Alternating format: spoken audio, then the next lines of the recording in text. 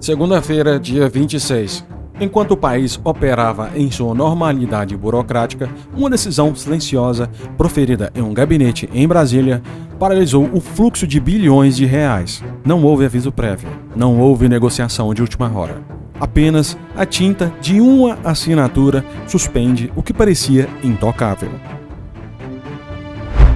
Alexandre de Moraes, do Supremo Tribunal Federal, puxou o freio de emergência. O alvo? O acordo que encerrou uma das greves mais tensas da história recente dos Correios. Mas isso não é apenas sobre leis trabalhistas. É sobre a sobrevivência de um gigante que está sangrando. Imagine uma empresa que fecha o ano com um prejuízo de 6 bilhões de reais. Agora, imagine essa mesma empresa sendo obrigada, por um corte trabalhista, a assumir custos extras que superam o orçamento de cidades inteiras. O cenário hipotético se tornou realidade. A defesa dos Correios alegou o impensável. Cumprir o acordo seria decretar a insolvência da estatal. O vilão aqui não é uma pessoa, é a matemática. E a matemática, ao contrário da política, não aceita desaforos. O que está em jogo não são apenas benefícios, mas a arquitetura financeira de uma instituição centenária que, segundo o próprio ministro, encontra-se em situação periclitante. Bem-vindos ao colapso. Para entender a gravidade da canetada desta segunda-feira, precisamos rebobinar a fita. Os Correios, outrora símbolo de eficiência e capilaridade nacional, transformou-se em um campo de batalha político e financeiro na última década. O dissídio coletivo, ou o acordo judicial que define os direitos dos trabalhadores, não nasceu de um consenso, mas de um conflito. No final do ano passado, uma greve paralisou as entregas. O Tribunal Superior do Trabalho, o TST, interveio. Em sua função normativa, o tribunal decidiu quais benefícios seriam mantidos ou ampliados. Parecia uma vitória para a categoria representada pelo Sintect São Paulo, mas havia uma bomba relógio ticateando sob a mesa de negociações. Pense nos Correios como este cargueiro transatlântico. O casco está rompido. A água, que aqui representa o déficit operacional, está imundando a casa de máquinas. A decisão do TST, na visão da diretoria da estatal, foi como ordenar a tripulação que gastasse recursos reformando as cabines de luxo enquanto o navio afundava. Os advogados da estatal argumentaram que a Justiça do Trabalho foi longe demais. Eles alegaram que o TST não apenas julgou, mas criou despesas que a empresa não tinha como pagar sem colapsar. E foi esse argumento, o que o juiz não pôde ser o gestor do caixa alheio, que ressoou nos corredores do Supremo Tribunal. Mas vamos dissecar a anatomia desse desastre. O que exatamente Alexandre de Moraes suspendeu? Não foram cortes aleatórios. Foram incisões cirúrgicas em 4 artérias financeiras principais. Primeiro, o Vale Alimentação Extra. Custo projetado? 213,2 milhões de reais. Segundo, e o mais brutal, a manutenção do plano de saúde pela empresa. Impacto? 1,4 bilhão de reais. Terceiro, o pagamento de 200% sobre a jornada em dias de descanso. Custo? 17 milhões de reais.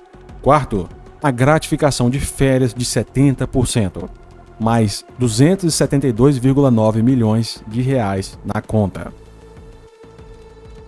Imagine o sistema financeiro dos Correios como um sistema circulatório. O dinheiro é o sangue. O TST ordenou que o coração bombeasse com mais força, aumentando a pressão com esses benefícios.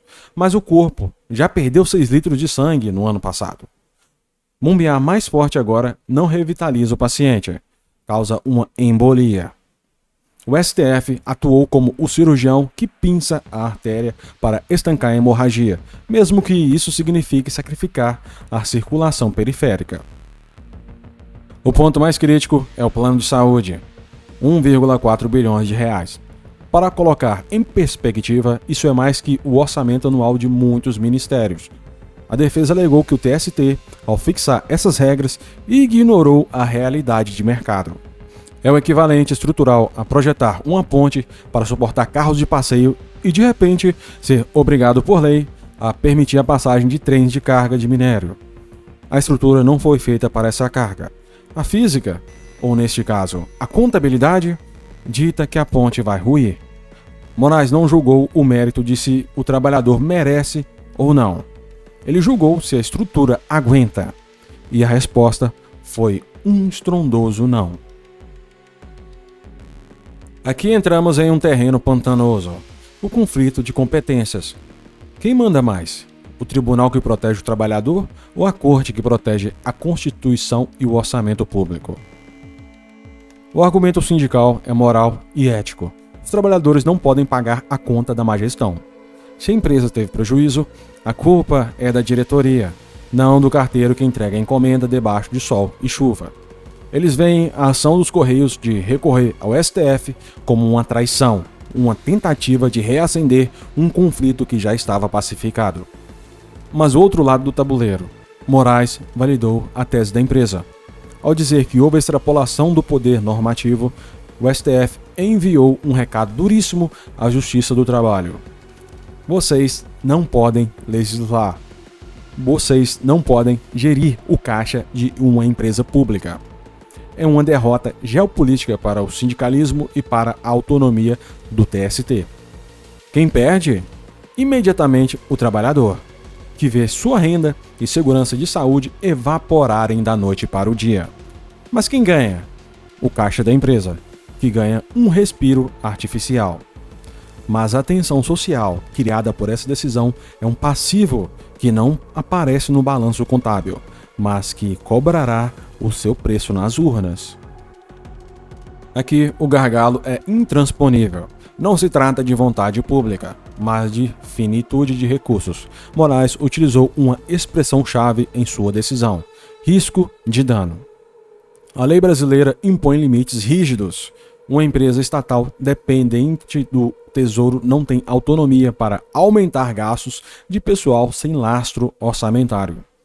Se os Correios pagassem esse 1,4 bilhão do plano de saúde, de onde sairia esse dinheiro?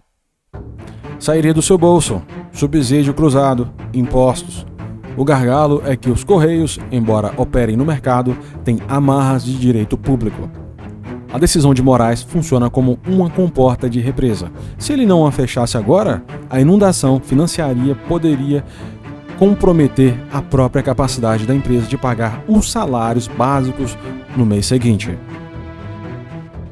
Especialistas apontam que a manutenção desses benefícios no atual cenário de prejuízo de 6 bilhões de reais tornaria a operação dos Correios inviável a curto prazo. A suspensão não é uma punição, é uma medida de UTI. O paciente está em coma induzido para não gastar a pouca energia que lhe resta. Mas e agora? A decisão de Alexandre de Moraes vale até o fim da tramitação do processo. Isso significa meses, talvez anos, de incerteza jurídica.